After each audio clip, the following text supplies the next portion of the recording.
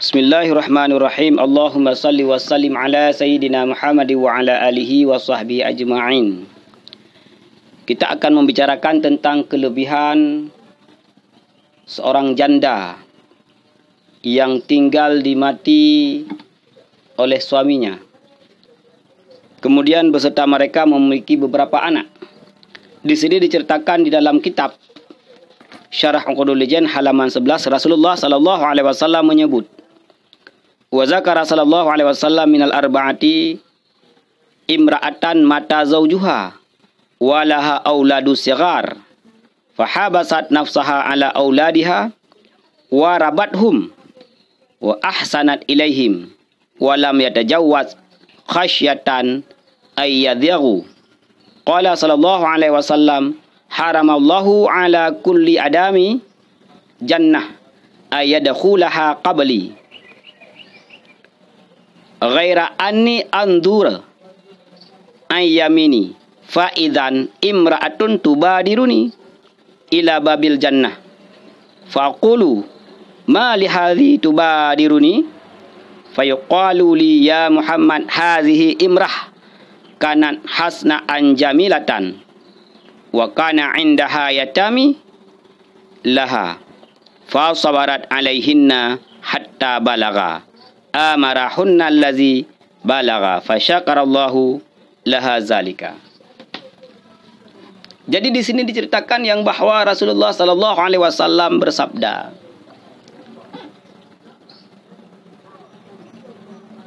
seorang wanita yang mati suaminya, dia janda karena meninggal suaminya.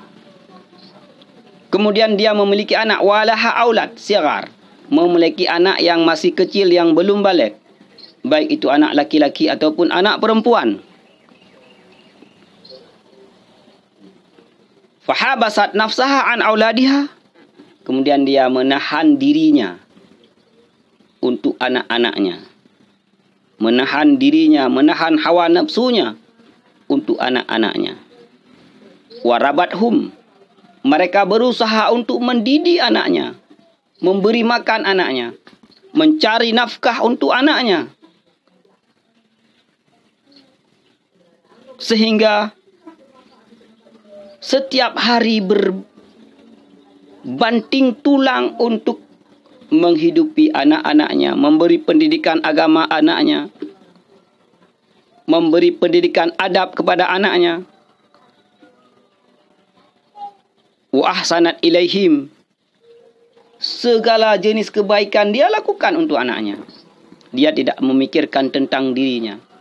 Padahal dia seorang janda yang cantik, yang ketika dia mau, maka berbondong-bondonglah para lelaki untuk melamarnya. Tetapi ketika itu dia menahan diri, dia mendidik anaknya. Walam yatajawwaz khasyata ayyadhiru, ketika ada lelaki yang ingin melamar menikahinya, dia tidak mau menerima lamaran lelaki tersebut. Kenapa? Khasyatan ayyadhiru, takut untuk menyia-nyiakan anaknya. Takut ketika dia telah menikah, ketika dia telah mempunyai suami, maka dia harus khidmat kepada suaminya, harus menghadam suaminya, harus berbakti kepada suaminya, sehingga meninggalkan untuk mendidik anaknya. Sehingga tidak mampu lagi untuk menjaga anaknya, mendidik anaknya, membimbing anaknya. Karena kewajibannya telah berpindah, yaitu untuk menghadam, untuk taat kepada suaminya. Dia tidak mau menikah, takut kalau menikah dia akan menyia-nyiakan anak yatim yang ditinggalkan padanya. Rasulullah sallallahu alaihi wasallam berkata, haramallahu ala kulli adamil jannah ayadkhuluha, Allah Subhanahu wa taala mengharamkan syurga kepada seluruh manusia ini sebelum Rasulullah masuk ke dalam syurga. Artinya apa? Tidak ada seorang pun yang akan diizinkan oleh Allah Subhanahu wa taala masuk syurga sebelum Rasulullah masuk. Jadi orang yang pertama masuk syurga adalah Rasulullah sallallahu alaihi wasallam. Kemudian kata Rasulullah, inni anduru an yamini, fa idzan imra'atun tubadiruni ila babil jannah. Melihat oleh Rasulullah di sebelah kanannya ada seorang wanita yang melalu masuk ke dalam surga, menuju pintu surga. Padahal Rasulullah belum masuk surga ketika itu. Ketika Rasulullah berdiri, sebelah kanan Rasulullah berjalanlah seorang wanita dengan secepatnya menuju pintu surga. Sehingga pada ketika itu Rasulullah sallallahu alaihi wasallam bertanya,